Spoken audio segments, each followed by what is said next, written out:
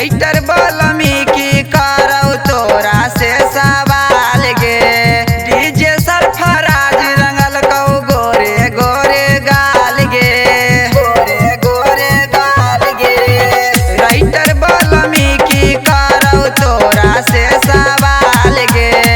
DJ Sarfaraz रंगल कौ गोरे गोरे गाल गे। लाला जीत देखल कौ तोरा होते ई सब हालिया गे छौड़ी, होते ई सब हालिया गे छौड़ी। होली खेले ला जाई बाबा